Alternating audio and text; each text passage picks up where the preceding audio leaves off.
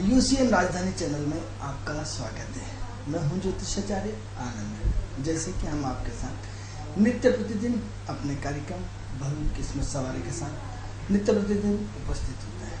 मित्रों, ये कार्यक्रम सिर्फ आपके लिए, आपकी समस्याओं के समाधान के लिए। अगर आप विदेश यात्रा जाना चाहते हैं, अगर आप अपनी शिक्षा को लेकर परेशान हैं, अगर आप अपने बच्चे के विषय को लेकर परेशान हैं या अपने घर को लेकर परेशान हैं, हमारी टीवी स्क्रीन पे जो नंबर चल रहा है उस नंबर पर हमें आप कॉल करें। ये कॉल बिल्कुल सामान्य कॉल है। इस कॉल के माध्यम से हम आपकी घर बैठे समस्या का समाधान करने का प्रयास करेंगे। मित्रों, जैसा कि आप जानते हैं कि यदि आप अपना भविष्य जानना चाहते हैं तो आपको क्या करना होगा। आपको आपकी डेट ऑफ बर्थ, स्थान और समय, तीनों चीज़ें हमें बताना पड़ेगी। जिन लोगों की डेट ऑफ बर्थ, स्थान और समय नहीं है, कोई दिक्कत नहीं है। उनको अपना 1 से लेकर 249 के बीच में एक नंबर बोलना है। उस नंबर के आधार पर हम आपको आपका भविष्य बताने का प्रयास करेंगे। मित्रों, मूलतः इस कार्यक्रम का उद्देश्य समाज में फैली हुई भ्रांतियों को दूर करना है, समाज में जागरूकता लाना है और इस विषय के प्रति जो अज्ञानता फैली हुई है उसको बिल्कुल जागरूकता लाना है। मित्रों, क्योंकि अभी तक ज्योतिष को बिल्कुल भगवान समझ लिया गया है। ज्योतिष को सब कुछ कि ज्योतिष भाग्य बदल सकता है। मित्रों, भाग्य बदला जा सकता है, इसमें कोई शक नहीं। लेकिन इसके लिए आपको अपने कर्म क्षेत्र में परिवर्तन करना पड़ेगा। उसके लिए आपको आपकी सोच में परिवर्तन करना पड़ेगा। उसके लिए आपको अपने जीवन में पूरा बदलाव लेना पड़ेगा, तभी भाग्य परिवर्तन है। क्योंकि जब तक हम अपना प्रारब्ध का संचित पाप, पुनः रिपीट कर रहा हूँ, जब तक हम अपने प्रारब्ध का संचित पाप क्षय नहीं कर देते तब तक हम जन्म जन्मांतर के चक्कर में उलझे रहेंगे। जिस दिन हमारे प्रारब्ध का संचित पाप खत्म हो जाएगा और पुण्य जागृत होना शुरू हो जाएगा, तभी से हमारी दशाएं, दिशा और दशा दोनों बदल जाती है। तो ऐसी कंडीशन में यदि आप चाहते हैं कि आपके समय की कितनी अच्छी और कितनी बुरी दशा बाकी है, मित्रों, कहीं ना कहीं नेगेटिव और पॉजिटिव का समन्वय ही जीवन होता है। बार बार हम बोलते हैं, यदि आप चाहते हैं कि आपके भविष्य का यदि पूरी तरह मूल्यांकन करें तो आप हमारी टीवी स्क्रीन पर जो नंबर चल रहा है उस नंबर पे आप हमें कॉल करें। इस कॉल के माध्यम से हम आपसे चर्चा करने का प्रयास करेंगे।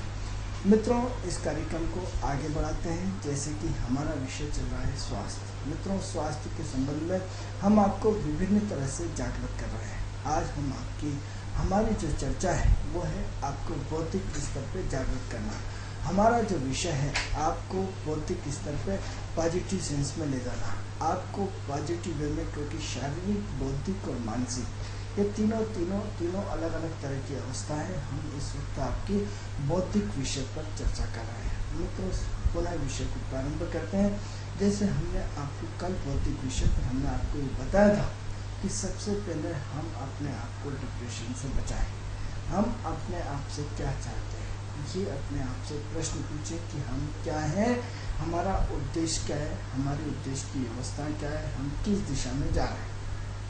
आपको सबसे पहले ये समझना होगा कि हमारा जन्म क्यों हुआ है, किस अवस्था के लिए हुआ है। मित्रों, यदि आप ज्योतिष के 9 ग्रहों की बात करते हैं तो हम उसको हर तरह से साइंटिफिक जोड़ने का, साइंटिफिक तरीके का बताने का प्रयास करते हैं। लेकिन सबसे पहले हम उसको बताने से पहले आपकी फाउंडेशन, मनोभूमि तैयार कर देते हैं, जिससे आपको पिक्चर अच्छी तरह समझ में आ जाए। उसके बाद हम उसी चीज़ को ग्रहों से जोड़ करके बताने का प्रयास करते हैं। मित्रों, ये सारे का सारा कार्यक्रम सिर्फ ज्योतिष का है, किसी आर्ट ऑफ लिविंग का है, किसी अन्य चीज़ का प्रोग्राम नहीं है, सिर्फ आपकी एस्ट्रोलॉजी का है। अब आप करेंगे तो सब आपकी सिद्धांत की बात करते हैं, आप धर्म की बात करते हैं, आप तो बड़ी बड़ी बातें करते हैं, बिल्कुल करते हैं। मित्रों, उसका मुख्य कारण आपको बताना चाहते हैं कि ज्योतिष आध्यात्म का हिस्सा है। ज्योतिष आध्यात्म के बिना अधूरा है। ज्योतिष का फाउंडेशन जो बना हुआ है वो आध्यात्म से बना हुआ है। आध्यात्म की विभिन्न शाखाएं होती हैं, उसी तरह एक आध्यात्म की एक शाखा को हम एस्ट्रोलॉजी मानते हैं, उसको हम ज्योतिषीय मानते हैं। तो ज्योतिषीय गणना के हिसाब से आपको क्या करना पड़ता है। सबसे पहले हम रोज रिपीट करते हैं कि आप जो बर्तन साफ करते हैं, क्या करते हैं, सबसे पहले खाना बनाने से पहले बर्तन साफ करते हैं, उसको धोया जाता है, उसको साफ किया जाता है, उसको डबल पानी से धोया जाता है और फिर आप उसमें बर्तन तैयार करते हैं। तो आप अपने जीवन के रंगों में रंग भरना चाहते हैं तो सबसे पहले आपको अपना फाउंडेशन, अपने बर्तन को साफ करना पड़ेगा। गंदे हुए बर्तन में आप सब्जी नहीं लेते, गंदे हुए बर्तन में आप चाय नहीं पीते, गंदे बर्तन में आप भोजन नहीं करते, तो शरीर भी आपसे स्वच्छ बर्तन मांग रहा है। क्या मांग रहा है? ज्योतिष का फाउंडेशन से रिजल्ट आपको तब मिलेगा तब आप सबसे पहले अपने आप में एक पवित्र आत्मा के साथ, एक सहज और सरलता के साथ आपको अपने जीवन की, जिंदगी के मापदंड को बदलना पड़ेगा। अरे साहब कैसे बदल सकते हैं? निश्चित रूप से बदलते हैं। ऐसे समाज में बहुत सारे अज्ञानी लोग बैठे हुए हैं जो ये बात करते हैं साहब हमने तो सारे ज्योतिषियों को देख लिया, सारे मूर्ख बनाते हैं, सारे बताते हैं। मित्रों, पाप आपने किया था, गलती आपने की थी, सजा ज्योतिष को मिलेगा।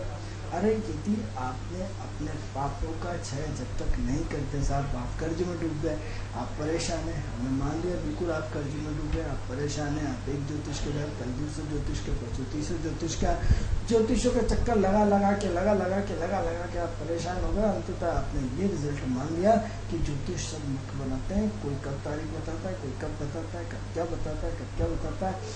आप ये नहीं देख रहे कि आपका इतना बड़ा समय ज्योतिष ने, एक ज्योतिष ने आपका कटवा दिया। आपके उन 5 सालों के चक्कर लगाने से आपके 5 साल कितने, बस एक ज्योतिष ने बोला कि 3 महीने हो रहे, दूसरा ज्योतिष बोला बस 4 महीने हो रहे, तीसरा ज्योतिष बोला बस 6 महीने हो रहे। करते करते उस विश्वास में आपने अपने जीवन के 5 साल निकाल दिए। यदि आप ज्योतिषी ना होता तो आपके वो 5 साल की दशा क्या होती, आप कल्पना करो, आपको सब समझ में आ जाएगी। तो जिस ज्योतिष ने आपका थोड़ा थोड़ा करके समय निकाला, जिस ज्योतिष ने आपको इतनी बड़ी मुसीबत से बचाया, आप उसी ज्योतिष की बुराई करते हैं, उसी ज्योतिष की गणना को आप प्रश्नवाचक चिन्ह में बदल देते हैं। क्योंकि मित्रों, ज्योतिष अपने आप में एक परिपक्व विषय है, इसको बताने वाला गलत हो सकता है, इसको बताने मतलब इसका अपने आप में एक परिपूर्ण विषय हो सकता है, हम पूर्ण ना हो, लेकिन ज्योतिष अपने आप में पूर्ण विषय है। तो ऐसी कंडीशन में हम चर्चा को आगे बढ़ाते हैं कि चर्चा की बौद्धिक स्तर कैसे बढ़ाया जाए। तो बौद्धिक स्तर के लिए हम सबसे पहले हम बात करेंगे कि आज जो हम जी रहे हैं वो राहु के युग में जी रहे हैं। राहु के रूप में, हाँ मित्रों, राहु के रूप में एक क्रांति का होती, मंगल के द्वारा क्रांति होती है। जब मंगल एक राजा दूसरे राजा पर अटैक करता था तो राजा सरकार में बदल जाती थी, गवर्नमेंट बदल जाती थी, राजा को जेल में भर्ती कर दिया जाता था और उस पर राज किया जाता था। एक कमजोर राजा पर एक बड़ा राजा अटैक कर देता था और उसकी प्रजा को, उसको पूरा गुलाम बना डालता था और अपना राज को बढ़ाता हुआ चला जाता था। आज व्यवस्थाएं बदल चुकी, व्यवस्थाएं आज बुद्ध ने ले ली। बुद्ध राहु को, शुक्र को रिप्रेजेंट करता है, तो क्योंकि ये उसके अच्छे मित्र रिप्रेजेंट, मतलब बुद्ध नपुंसक ग्रह है, नपुंसक ग्रह तो बीच में द्विस्वभाव है, दोनों तरफ है। तो जिधर राम की भी जय बोलता है, रहीम की भी जय बोलता है, तो जिधर उसको बल मिलता है, तो आज जो बल है वो राहु को है। तो आज हम जो किस में जी रहे हैं, कल्पनाओं में जी रहे हैं, किस में जी रहे हैं कि मेरा अगर ये टेंडर पास हो जाए तो मज़ा आ जाएगा, 2 बार आ जाएगी। यदि मेरा कमीशन का जो काम है, मकान 5 करोड़ की दलाली चल रही, बस इसमें एक सौदा हो जाए तो कल से मारुति से घूमना शुरू हो जाएंगे, 800 होंडा से घूमना शुरू हो जाएंगे, होंडा सिटी की गाड़ी से घूमना हो जाएंगे, लग्जरियस मकान खरीद लेंगे। बस एक बार वो 100 करोड़ की ड्रीम हो जाए, एक बार ये टेंडर मिल जाए। टोटल आज कल्पना है। आज बिना कल्पना के हमारा जीवन बिल्कुल नहीं चलता। बस हमें ऐसा हो जाए, एक मेन रोड पर दुकान किराए की मिल जाए, ऐसा हो जाए, फिर चलने लग जाए, मज़ा आ जाए, या इतनी सप्लाई मिल जाए, मतलब दिन भर हम जो कविताएं, कहानी पढ़ते थे उस कहानियों के हिस्सा बनते जा रहे हैं। मित्रों, ऐसी कल्पनाएं कि मित्रों हम छोटे छोटे बच्चे, जो बच्चों के गेम होते थे उनसे नफरत करते थे, आज दिन भर हम अपने मोबाइलों में वीडियो गेम खेलते रहते हैं। यानी जब बच्चा खेलता था छोटा तो हम उसको डांट देते थे कि साले पढ़ता नहीं, गंवार जैसा दिन भर खेलता रहता है, और जब देखो जब लगा रहता है।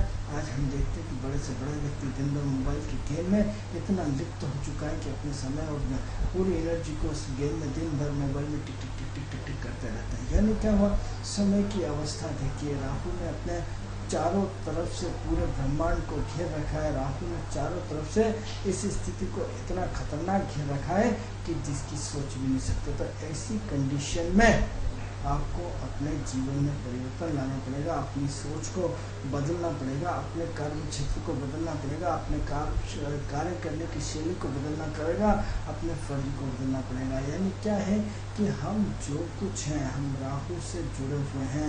राहु के साथ पूरी की पूरी तरह हमने अपने आप को इतना जोड़ के रख दिया है।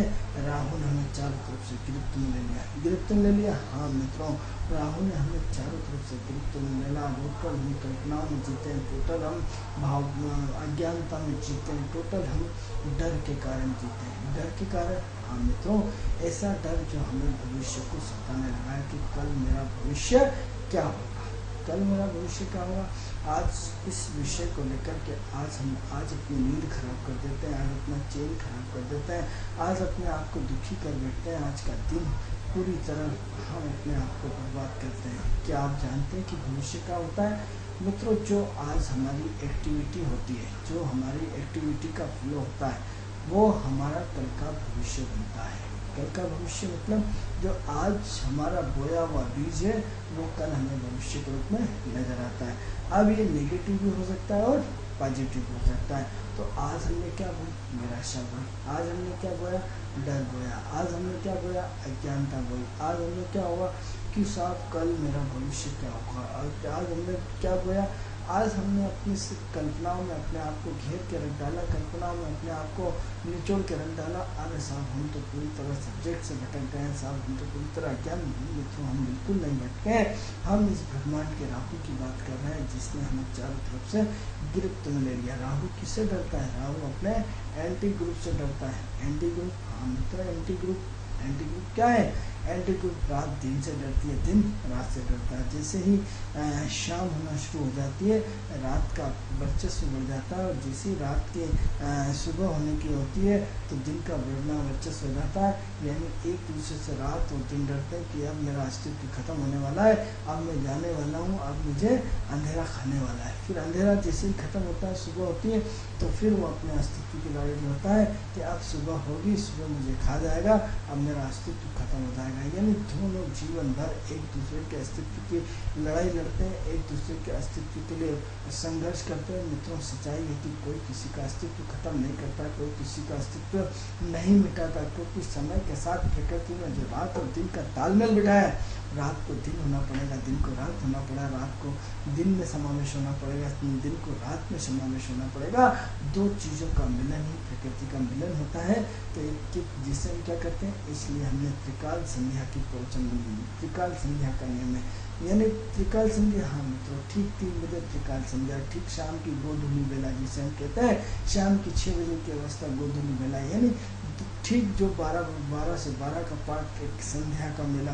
यानी बार बार जैसे जोड़ है 3 का, 12 का, और शाम की 6 का, सुबह के ठीक 4 बजे का, ऐसे ये ठीक रात की 3 बजे का प्रहर चेंज होना, प्रहर चेंज होना। ठीक 12 बजे के बाद प्रहर चेंज होता है। 12 बजे के बाद क्या होता है कि जो 12 बजे के बाद जो असुर शक्तियाँ हैं वो पावरफुल में आ जाती हैं, जो असुर शक्तियाँ वो न्यूट्रल पड़ जाती हैं। न्यूट्रल मतलब ऐसा नहीं कि खत्म हो जाती हैं। यानी आज आपका शासन खत्म हुआ, कल आपके शासन में दूसरे की ड्यूटी चेंज हो गई, और अब प्रहर दूसरे का यानी चोर डाकुओं का चलेगा। अब क्या हुआ, रात के 3 बजे तक ठीक ये प्रहर किसी दूसरे के लिए काम करता है, और जैसे ही 3:05 होते हैं, प्रहर की ड्यूटी चेंज हो जाती है, और सुबह 7 बजे तक जब तक सूर्योदय हो जाता है प्रातःकालीन में चले जाता है। प्रातःकालीन से फिर ड्यूटी चेंज हो जाती है। इस तरह 12 बजे 3 बजे कभी भी हम यात्रा नहीं करना चाहिए। यानी क्या होता है, ये प्रहर चेंज होते हैं। जिस प्रहर की हम यात्रा करते हैं, इस प्रहर मतलब समय, प्रहर मतलब आप ठीक कभी भी 3 बजे यात्रा मत करिए, कभी भी ठीक 12 बजे यात्रा नहीं करिए। ठीक शाम की 6 बजे उस गोधूली मिलन यानी संध्या का एक 2 पॉइंटों का मिलन होता है कि एक व्यक्ति दूसरे को ड्यूटी दे जाता है, दूसरे व्यक्ति ने उस ड्यूटी को स्वीकार करता है, बोला आप चिंता नहीं करें, आप हंसते हुए अपने आराम करें, मैं इस ड्यूटी को अपने निभाऊंगा। यानी रात और दिन का मिलन, दिन और रात का मिलन। आपने 2 लोगों को मिलते हुए देखा है मित्रों। गोधूली की बेला एक ऐसी बेला होती है जिसमें भगवान ने हमेशा त्रिकाल संध्या बोला है, 3 तरह की संध्याएं बोला है। तो उसमें ऐसे में 2 चीज़ों का मिलन, अरे साहब आप तो कैसी बात करते हैं, रात और दिन का कभी मिलन हो सकता है? बिल्कुल मित्रों, गोधूली बेला में रात और दिन का एक मिलन होता है। उस मिलन को बड़ा एक ऐसी पावर पूंजी होती है, एक ऐसा स्वयं जो प्रकृति का तालमेल होता है, एक ऐसा उस समय आप मनोरम दृश्य होता है प्रकृति के साथ, जिससे आप बहुत बड़े प्रकृति के उसके नज़दीक चले जा रहे हैं। मित्रों, सब्जेक्ट को बदला नहीं है, सब्जेक्ट वही है, लेकिन आपको अपनी सोच बदलना पड़ेगी, आपको अपने कार्य करने की शैली बदलना पड़ेगी। तो हम बात कर रहे थे प्रहर की, तो इन प्रहरों में क्या करें, ठीक 6 बजे अगरबत्ती लगाना चाहिए। ठीक 6 बजे आप देखिए जैन मुनियों में शाम के टाइम उसके बाद भोजन नहीं करते हैं, क्योंकि जिस समय हम सूर्य की स्थिति होती है, जिस समय सूर्य के पहले यदि हम भोजन करते हैं तो उसमें हमारे पचाने की क्षमता बहुत ज़्यादा रहती है, शरीर तुरंत अपनी बॉडी को पूरी तरह एक्टिव कर देता है। लेकिन जैसे जैसे दिन रात की तरफ बढ़ना शुरू हो जाता है तो शरीर की पाचन क्षमताएँ कम होना शुरू हो जाती है, और पाचन क्षमता सुषुप्त अवस्था में बढ़ना शुरू हो जाती है। तो हम क्या कर सकते हैं, दिन का काम रात में करते हैं, रात का काम दिन में करते हैं। जिस भोजन को हम जल्दी करना चाहिए उसमें रात में करते हैं, तो रात वाले काम इतने अच्छे ढंग से नहीं निभा पाएगा। क्या निभा पाएगा, क्योंकि उसकी ड्यूटी नहीं है, उसमें सूर्य की रश्मियों में जो प्रभाव भोजन पाचन क्रिया अच्छे ढंग से निभा सकता है वो रात्रिकालीन प्रक्रिया में नहीं निभा सकता। लेकिन मित्रों, हम कैसे समझाएं कि आज की वर्तमान व्यवस्था, आज की वर्तमान बोझ, आज का वर्तमान परिस्थितियों में व्यक्ति का टेंशन में जीना इतना दुर्बल हो गया है कि सारे के सारे तंत्र बदल गए, सारी के सारी क्रियाएँ बदल गई, सारे के सारे काम करने की सोच बदल गए। तो ऐसी कंडीशन में हमें क्या करना होगा मित्रों, तो हमें क्या करना पड़ेगा, 2 रात्रियों का मिलन, यानी क्या हुआ, जो दिन और रात के मिलन है उस 2 दिन बेला में यदि 2 मिनट जहाँ भी खड़े हो आप उसमें 2 मिनट के लिए भगवान को हाथ जोड़ के प्रार्थना करने की है, परमात्मा हमको सद्बुद्धि दो है, परमात्मा हमको स्वस्थता दो है, परमात्मा हमारे परिवार की रक्षा करो। कुछ जहाँ भी हो, आप बस में हो, गाड़ी में हो, कहीं भी हो, किस पल भी हो, जिस ऑफिस में हो, कुछ भी हो, आप देखिए कि एक मुस्लिम है जैसी शाम की लाइट जलती है तुरंत अपने हाथों के दोनों हाथ मिलके और एक नए दिन की शुरुआत करता है। यानी क्या हुआ, दिन का प्रहर चेंज होता है, प्रहर चेंज जैसे अवस्थाएं चेंज होती है। तो शाम जैसे ही होती है, ठीक गोधूली बेला जिसमें गाय माता अपने घर की तरफ वापसी करती है, गौ माता अपने घर की तरफ वापसी करती है, ऐसे प्रहर की गोधूली बेला को हमें क्या करना पड़ेगा, हमें ऐसे प्रहर को बेहतरीन ढंग से सजाना पड़ेगा, बेहतरीन ढंग से व्यवस्थित करना पड़ेगा। तो कैसे व्यवस्थित करें, तो हमें उसके लिए सबसे पहले अपने आप को चेंज करना पड़ेगा, गोधूली बेला के लिए चेंज करना पड़ेगा। तो ऐसी कंडीशन में हम प्रहर की बात करें तो इन ठीक 12 बजे, ठीक 3 बजे, ठीक शाम के 6 बजे भगवान से प्रार्थना करना, तो ये प्रहरों का मिलन हो गया। अब हम इस चर्चा को जो हम लगातार बात कर रहे थे कि जो महत्वपूर्ण है कि हम राहु की चपेट में बढ़ते जा रहे हैं, यानी किसकी चपेट में, आज देखिए कि अधिक से अधिक व्यक्ति, अब पहले क्या करता था व्यक्ति, पहले दिन में ही अपना काम निपटा लेता था, सुबह जाता था, शाम को घर वापस आ जाता था, और रात्रि प्रारंभ होने से पहले और सुबह से जल्दी निकल जाता था, उस दिन भर की अवस्था में अपने कार्य को पूर्ण करके विश्राम कर लेता है। लेकिन आज के कंपटीशन के दौर में हम क्या करते हैं, राहु की गिरफ्त में जाते हैं, दिन भर अपना काम करते हैं और काम करके ठीक शाम की 6 बजे बाद हम अपना रिजर्वेशन कराते हैं और अर्ली इन द मॉर्निंग हम पहुँच जाते हैं, और अगली बार फिर उधर शाम से लौटते हैं और रात्रिकालीन सफ़र करते हैं। यानी क्या वो पूरा सिस्टम चेंज हो गया, पूरी व्यवस्थाएं चेंज हो गई, पूरा काम करने का तरीका बदल गया है। मित्रों, हम ये नहीं कहते कि तरीका कोई गलत है, क्योंकि आज समय की मांग है, आज समय और उसकी परिस्थितियों की मांग है। तो ऐसे में क्या है कि जब राहु की गिरफ्त में हम चले जाते हैं, राहु की गिरफ्त में फंसते चले जा रहा है, तो ऐसी कंडीशन में राहु हमें नेगेटिव पॉजिटिव दोनों ऊर्जा देता जा रहा है। तो नेगेटिव क्या हो रहा है कि हम रात में सफ़र कर रहे हैं, तो रात में सफ़र करना कोई बुरी बात नहीं है, लेकिन ऐसी कंडीशन में शरीर के साथ हम खिलवाड़ करते हैं, अपनी बौद्धिक स्थिति के साथ खिलवाड़ करते हैं, क्योंकि दिन का काम दिन में ही अच्छा लगता है, रात का काम अच्छा रात में लगता है। यदि आपको ईश्वर ने रात सोने के लिए दिए तो उसको बिताइए, लेकिन आपको आज चूँकि राहु के गिरफ्त में ये कलयुग है, इस कलयुग में कलयुग के हिसाब से सारी व्यवस्था चलेगी, नो डाउट, हम इसमें अपने परिवर्तन नहीं करना चाह रहे हैं, लेकिन हम ये चाह रहे हैं कि आप अपने राहु की गिरफ्त के प्रति जो लगातार डर बना हुआ है, जो लगातार भविष्य के प्रति आप पूरी तरह अचेतन अवस्था में चले जा रहे हैं, जिस जरा से उसके कारण आप अपना पूरा धैर्य, अपनी हिम्मत, अपना साहस खोते हुए चले जा रहे हैं। यदि आज अपना 4 दिन धंधा नहीं होता, 4 दिन व्यापार नहीं होता, पूरी की पूरी एनर्जी खत्म हो जाती है, पूरी की पूरी पूरा भविष्य अंधकार में दिखने लगता है, पूरा भविष्य पूरा ऐसा दिखने लगता है कि पूरी ज़िंदगी खत्म होने वाली है, डूबने वाले हैं, सुसाइड कर लें।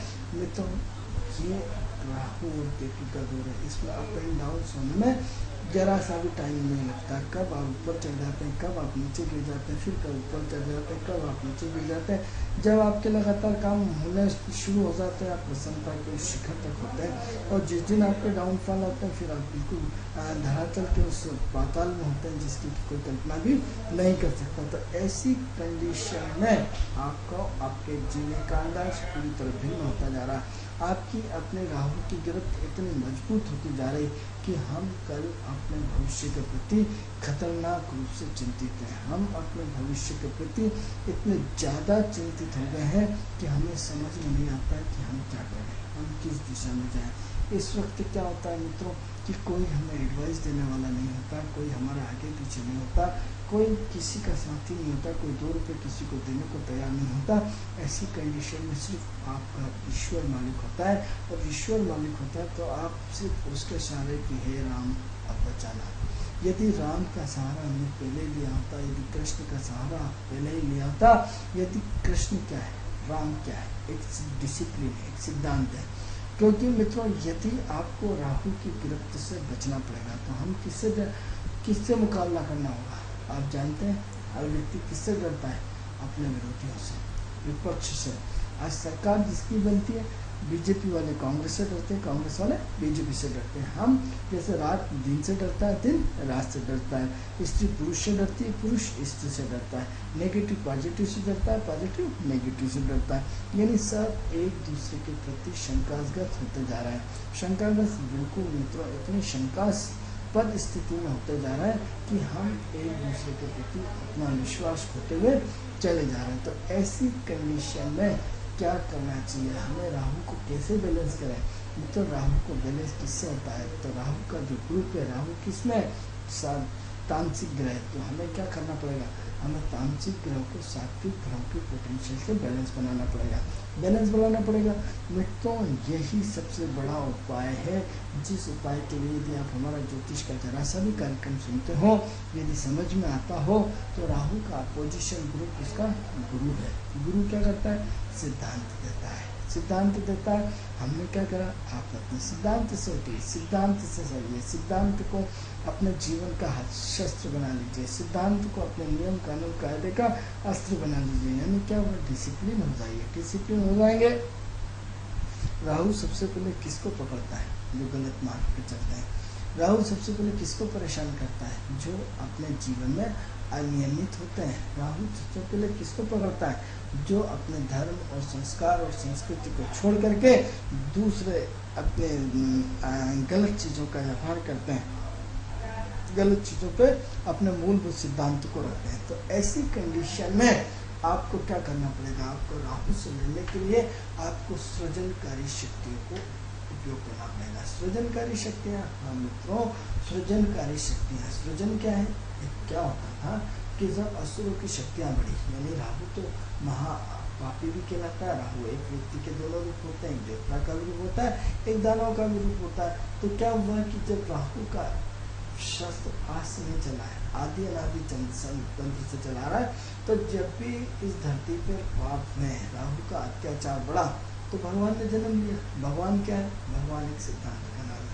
भगवान क्या है, भगवान एक आदर्श का नाम है। भगवान क्या है, हमारे कॉन्फिडेंस लेवल का नाम है। भगवान क्या है, हमारे प्रयास का नाम है। भगवान क्या है, हमारी साधना का नाम है। भगवान क्या है, हमारे मूल तत्वों के जो 9 ग्रहों का बैलेंस है, जो हमें पूरी प्रारब्ध, पूरा एनर्जी से पूरा पावर रखता है, उसका नाम है। भगवान क्या है, हमारे परिवार की शक्ति, एक दूसरे पर विश्वास करना, ये उसका नाम है। भगवान क्या है, भगवान हमारी जीवन की ऐसी मूल तत्व अवस्था है जो हमें हर विपरीत परिस्थितियों में जिंदा रखती है। ऐसे शख्स का नाम भगवान है।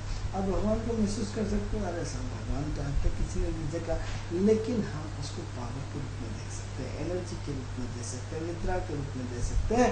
या देवी सर्वभूतेषु शक्ति रूपेण संस्थिता नमस्तस्यै नमस्तस्यै नमस्तस्यै नमो नमः। यानी क्या, एक ऐसा पावर जिसको कि हम बिजली को सिर्फ महसूस कर सकते हैं, बिजली को हाथ लगा के तो आपकी खत्म हो जाता है। तो क्या हुआ, एक पावर है जिसको हम बल्ब के रूप में देखते हैं, जिसको हम पंखे के रूप में देखते हैं, जिसको हम एसी के रूप में देखते हैं, लेकिन महसूस कर सकते हैं आप उसको, उसकी क्रिया प्रतिक्रिया को व्यक्त नहीं कर सकते हैं।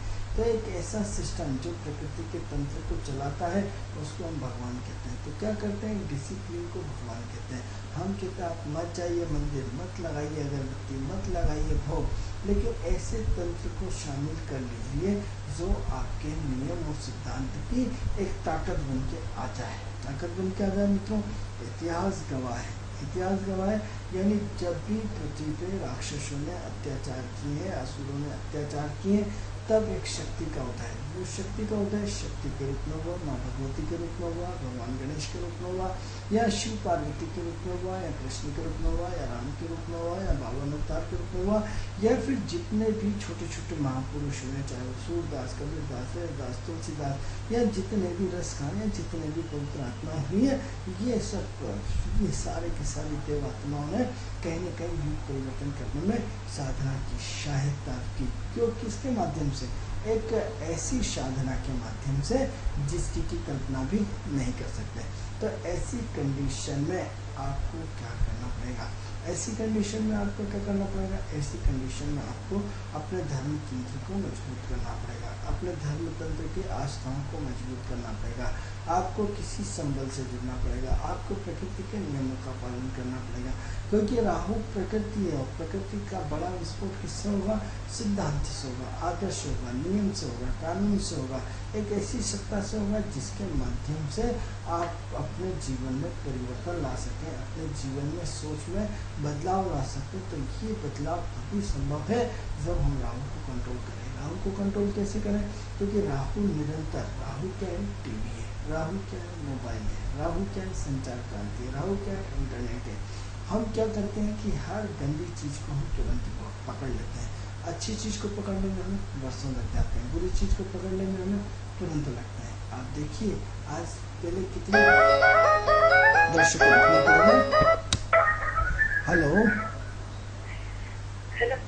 हेलो हेलो, हाँ कौन बोल रहे हैं? जी आपने ये भविष्य वाले की यहाँ से बोल रहे हैं, भविष्य कार्यक्रम जो ये आता है? भविष्य कार्यक्रम से बोल रहे हैं। आप क्या पूछना चाहते हैं? जी मैं पूछना चाहती हूँ कि है ना, मेरे पति है ना, पहले हमारे बीच में सब कुछ सही था, अब बहुत अनबन चलती रहती है हमारे बीच में, तो ऐसा क्यों? आप कहाँ से बोल रहे हैं? भोपाल से? जी मैं बेरागढ़ से बोल रही हूँ। कहाँ से? बेरागढ़। आपका नाम बोले? भूमि लालवानी। भूमि जी, आपकी डेट ऑफ बर्थ, स्थान, समय बताएं।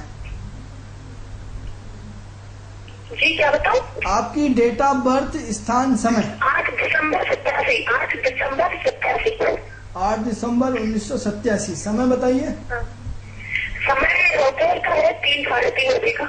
3 और 3:30 में आधे घंटे का अंतर होता है, पूरा भविष्य बदल जाता है। इसलिए एक्यूरेट समय बताइए कि एक्यूरेट क्या है आपका समय। शायद 3:30 बजे ही है। दिन के 3:30 बजे। हाँ छोड़ो। कहाँ पे हुआ है जन्म आपका? रतलाम।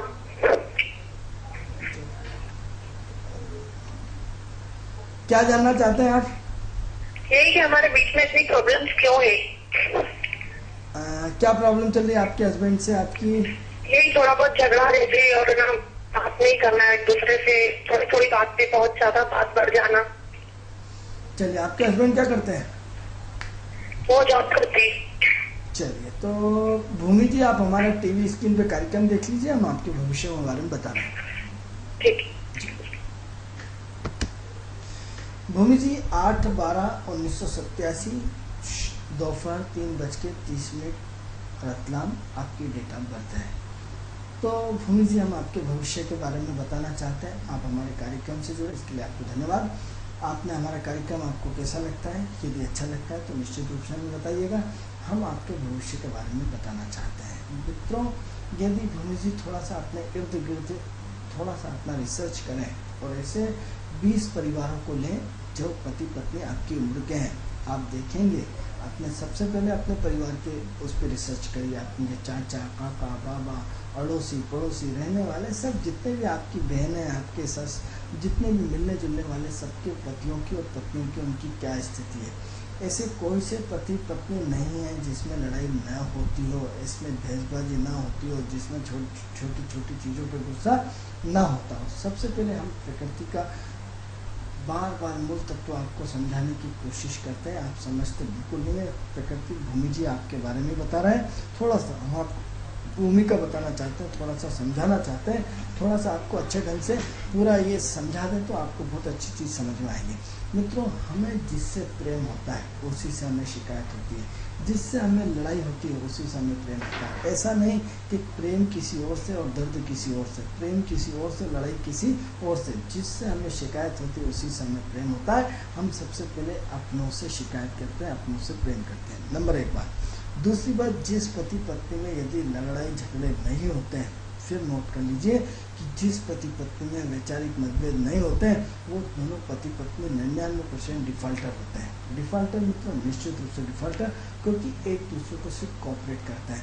और यदि प्रेम है तो ही तो लड़ाई है। हमें शिकायत किससे होती है? अपनों से। जहाँ हमें परिपक्व, जहाँ शिकायत ही नहीं, जहाँ हमें दर्द नहीं। आप देखिए राधा और कृष्ण का जीवन भर एक दूसरे को शिकायत करते रहे कि राधा तुमने ऐसा नहीं किया, कृष्ण तुमने ऐसा नहीं किया, तुमने मतलब एक दूसरे को सताते थे, एक दूसरे को वो करते थे। जहाँ प्रेम होता है वो सारी चीज़ें होती हैं। अब लेकिन भूमि जी आपके बारे में बताना चाहते हैं कि एक तो आप बहुत ज़्यादा भूमि जी गुस्से की तेज हैं, जिद्दी हैं, अपनी चलाते हैं, अपना वर्चस्व चाहते हैं, चंचल प्रवृत्ति है, बचपना बहुत है, अस्थिरता बहुत है। आप में लग्जरियसता चाहते हैं, अपने कार्यक्रम को, अपने जीवन को व्यवस्थित और भौतिक सुख सुविधाओं से परिपूर्ण चाहते हैं। एक धारा प्रवाह में सारी चीज़ें बोल दी, इसका मतलब ये नहीं कि सब एक ही लाइन में। मित्रों, आपका प्रश्न छोटा होता है, हमें बताने में पूरी एनर्जी झोंक देते हैं। तो भूमि जी फिर बता रहे हैं कि आप में बचपना बहुत है, आप गुस्से के तेज हैं, आप जिद्दी हैं, अपनी ज़्यादा चलाते हैं, किसी की सुनने को तैयार नहीं है, ज़्यादा एक्स्ट्रा दिमाग है, दिन भर राय देते रहते हैं, आप अपने पति को दिन भर टॉर्चर करते रहते हैं। सबसे पहली समस्या तो आप खुद हैं जिसकी वजह से ये लड़ाई झगड़े होते हैं। क्यों? क्योंकि पति दिन भर थक हार के आया, आपकी अपनी महत्वाकांक्षाएं, पति की अपनी मजबूरियाँ होती हैं, आपकी अपनी मजबूरियाँ होती हैं, आप एक दूसरे को समझना नहीं चाहते। मित्रों, जीवन की सफलता का पहला सूत्र है कि हम एक दूसरे को समझें, एक दूसरे की भावनाओं को महसूस करें, एक दूसरे के दर्द को महसूस करें। थोड़ा सा अपने आप को टॉर्चर करना बंद कर दीजिए, थोड़ा सा बचपना बंद कर दीजिए, थोड़ा सा जिद्दीपन बंद कर दीजिए, क्योंकि आप टोटल अपनी चलाते हैं, अपना क्योंकि लेकिन आप में बचपना है। आपके पति बहुत टिप टॉप रहते हैं, व्यवस्थित रहते हैं, पूरे अपने आप को पूरा टिप टॉप व्यवस्थित काम करने की कोशिश करते हैं, बहुत समझदार है। लेकिन बस ये है कि आपकी गलती के कारण जरा सी चीज़ों पर गुस्सा आता है। हमने माना कि 2013 में पूरा का पूरा आपका गुस्सा बहुत ज़्यादा रहा, बहुत ज़्यादा परेशानियाँ रही। वर्तमान समय में आपकी किचकिच बहुत ज़्यादा बढ़ चुकी है। वर्तमान 4 महीने से थोड़ी सी बहसबाजी ज़्यादा बढ़ी है, इन सब घरों में दिखता है। लेकिन अब आप यदि अपने वैवाहिक जीवन को सुखी रखना चाहते हैं तो सिर्फ एक ही काम करें कि आज से जब भी पति आए जवाब देना बंद कर दें, अपनी जुबान को कंट्रोल रखें, अपने आप को चुप रखें, अपनी वाणी को संयम रखें। यदि आप चुप रहते हैं और जितना बोला जाए उतनी बात का जवाब दें, वो काम कर दें, आप देखिए कि कैसे वैवाहिक जीवन आपका सुधर जाएगा। लेकिन आप में सुधार संभव नहीं है क्योंकि आप किसी की सुनने वाली नहीं है भूमि जी। यदि थोड़ा सा अपने आप में परिवर्तन कर दें, चेंज कर दें और अपने व्यवहार को थोड़ा सा सुधार लें तो निश्चित रूप से आपको अपने पति से शिकायत होना दूर हो जाएगी। जब हम एक उंगली उठाते हैं तो ये देखिए कि 4 उंगली हमारे सिर पे आती है, कहीं ना कहीं 4 कमियाँ हमारे ऊपर होती है। कोई भी मूर्ख नहीं होता है। आपके पति बहुत समझदार है, बहुत ईमानदार है, इसमें उनकी अच्छाई के अलावा हमें कुछ भी नहीं दिख रहा, बहुत व्यवहार कुशल है।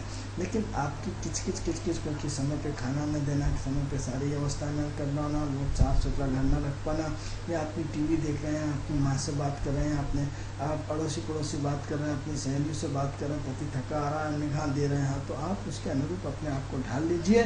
निश्चित रूप से वैवाहिक जीवन सफल हो जाएगा। चूँकि मित्रों, हमारा समय पूर्ण हो चुका है। आप चाहें तो फिर हमें फ़ोन कर सकते हैं और ये कार्यक्रम हमारा निरंतर जारी रहेगा। मित्रों, अभी हम जो बात कर रहे हैं राहु के ऊपर बात कर रहे हैं, राहु की स्थिति पे बात कर रहे हैं। कल हम पुनः इस राहु और गुरु के कॉम्बिनेशन की जो हमें डर बना हुआ है इसकी पुनः चर्चा करेंगे। मित्रों, गणेश चतुर्थी का पर्व चल रहा है, ये हम आपको स्टार्ट में बताना भूल गए। इस गणेश चतुर्थी के पर्व को पूरे जो आपने पहले दिन जैसे हमने बताया था आपको कि रिद्धि सिद्धि के साथ भगवान गणेश की पूजा करना है। जो लोग भगवान गणेश को अकेले लेके आए अभी भी वो अपने साथ भगवान गणेश की मूर्ति के साथ रिद्धि सिद्धि की स्थापना कर सकते हैं, क्योंकि रिद्धि मतलब धन, सिद्धि मतलब धन, वैभव यानी सम्मान और पैसा, रिद्धि और सिद्धि, इन दो के बिना व्यक्ति अधूरा रहता है। तो ऐसी कंडीशन में सबसे पहले आप अपने आप में इस 10 दिनों के अंदर अंदर भगवान गणेश की जितनी पूजा कर सकते हैं करिए, जितना दान पुण्य कर सकते हैं करिए। यदि भगवान की शाम पूजा करने के बाद आप यदि सक्षम है तो 5 पूरी और सब्जी बना करके अपने मोहल्ले में बांटिए, भंडारा चलाइए, आखिरी दिन भंडारा चलाइए। यदि जो समितियां हैं, बड़ी बड़ी समितियां हैं, जैसे आप नव दुर्गा में भंडारा करते हैं, ऐसे आखिरी दिन यदि गणेश चतुर्थी का भी भंडारा किया जाए तो आपकी बरकत बहुत अच्छी होगी। मित्रों, इसको बिल्कुल अन्यथा ना लें, एक प्रयास करें, क्योंकि अन्न दान से बढ़कर के कोई दान नहीं हो सकता। यदि आप सोचते हैं कि इतनी सारी मेहनत किससे होगी, मित्रों ईश्वर के सहारे जब आपने इतना बड़ा आपने जिम्मा उठाया है तो ये भी ऑटोमेटिक हो जाएगा। यदि गणेश चतुर्थी का पर्व तभी हमारा सफल होगा, किसी भी कार्यक्रम की सफलता उसका कन्या भोज या ब्रह्म भोज के साथ पूरा होता है। तो लास्ट दिन आप अपने जो भी आपने गणेश जी की रखा है उस दिन आप लास्ट दिन जरूर हवन करवाने के बाद अगले दिन आप ब्रह्म भोज रखें, 5 पूरी सब्जी या भोजन का कार्यक्रम रखेंगे तो ये कार्यक्रम जो हमारा गणेश उत्सव का पर्व है वो सफल होगा। लेकिन रोज़ सुबह शाम तो फिर 3 टाइम पूजा करना है, भगवान गणेश को याद करना है, निश्चित रूप से भविष्य अच्छा रहेगा। मित्रों, आज कार्यक्रम हमारा समय पूर्ण हुआ, कल इसी समय आपसे पुनः मुलाकात होगी। तब तक के लिए हमें आज्ञा दीजिए। नमस्कार।